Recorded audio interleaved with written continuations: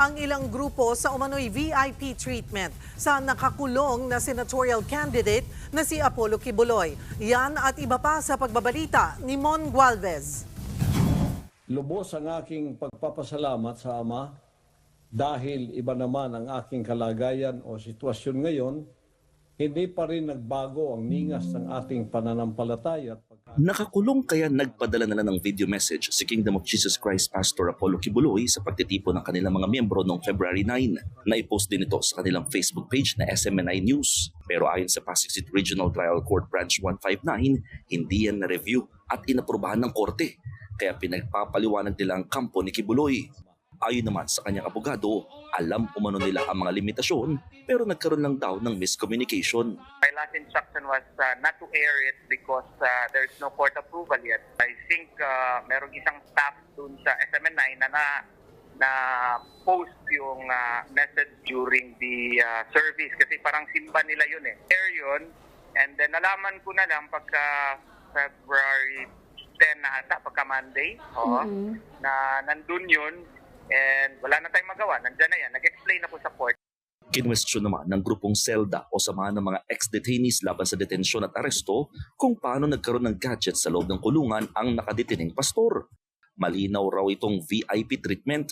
Pero sabi ng kampo ni Pastor Kibuloy, may permiso na raw ng korte ng kanilang ipalabas ang mga video message sa kanyang proclamation rally ng February 11 at sa February 13 PDP Laban Proclamation Rally.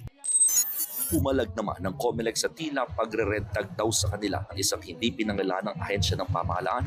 Kasunod ito ng inilabas nilang resolusyon kontra diskriminasyon. Nakakatakot naman kung ang mismong Commission on Elections ang ire-red tag.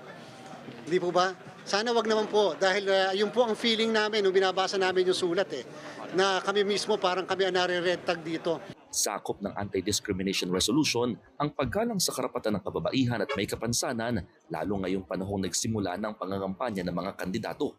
Isinama rin ng COMELEC sa resolusyon ang pagbabawal sa labeling o pagtawag sa isang grupo o individual na kalaban ng pamahalaan dahil sa kanilang mga paniniwala.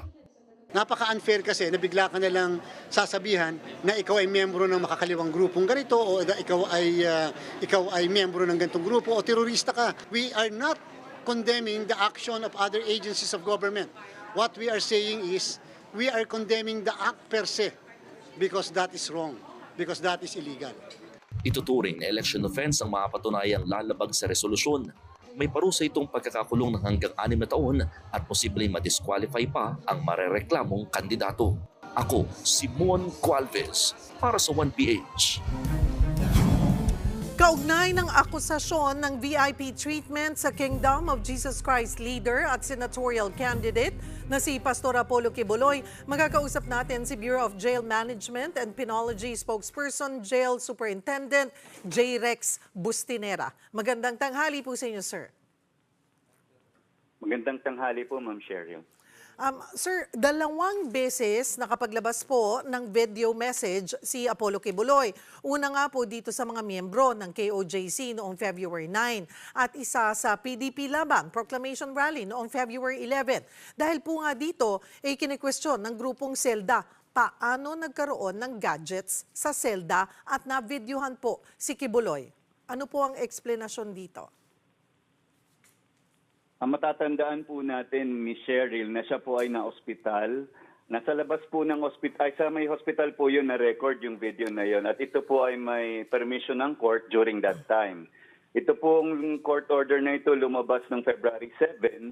At that time, nasa hospital nga po siya. At dahil nga po pinayagan, pinayagan na rin ho namin na mag-record siya doon ng kanyang pre-recorded messages, provided na ito po ay ipapalabas lamang sa February 9, 11, and 13. Yun din po yung malinaw sa kautusan ng korte. At ito nga pong lumabas ngayon recently ay wala po nga ba itong pahintulot. Okay, klaruhin lamang po natin.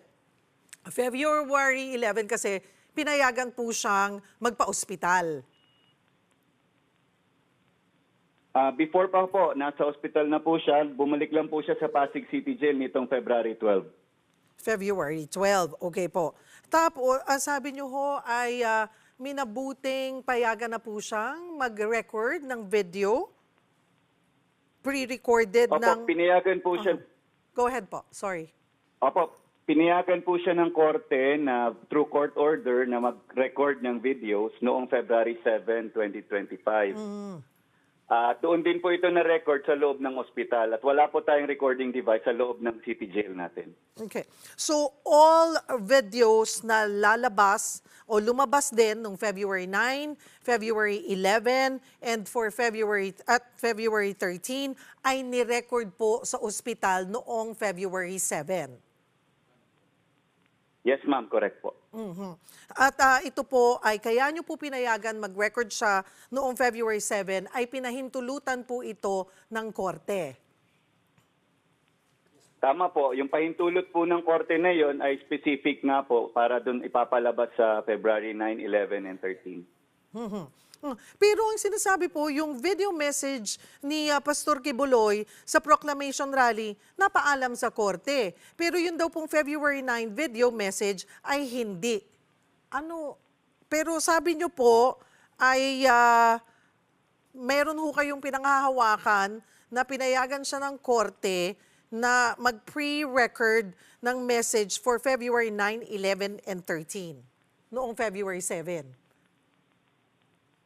Tama po, may hawak po kaming dokumento at ang regulation po kasi dito ay kailangan pa hong ipakita sa korte for their approval at I believe hindi po nagawa nung kampo po nila yon na maipaalam sa court muna or for clearing yung video. Yung video itself, but the recording is very clear na pinayagan po ng korte. Okay, that's clear po. So ano nyo rin po yung sagot ninyo sa paratang na may VIP treatment? Kaya Pastor Kibuloy, kasunod ng mga isyong ito.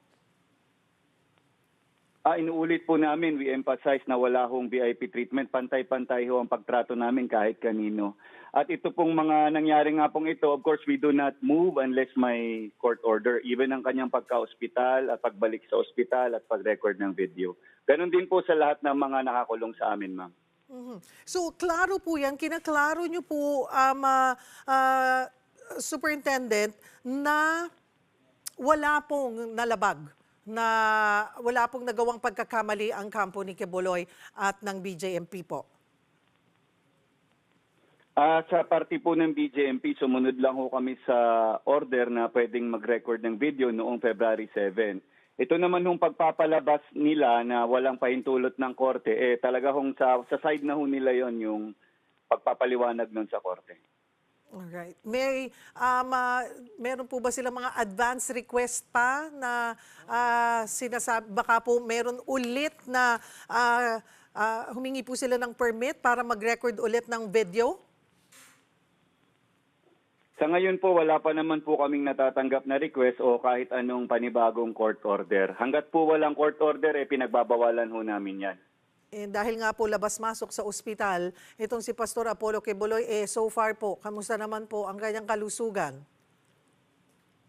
Nakabalik na po siya ng Pasig City Jail. Nasa isang ordinaryong selda siya mula noong February 12, 2025. At sa ngayon po ay tuloy-tuloy po ang pagpapagaling niya. May mga ipinabaon naman hong gamot at of course, continuous monitoring ang kanyang health condition. When you say po ordinary cell, ilan po ang kasama rin niya doon?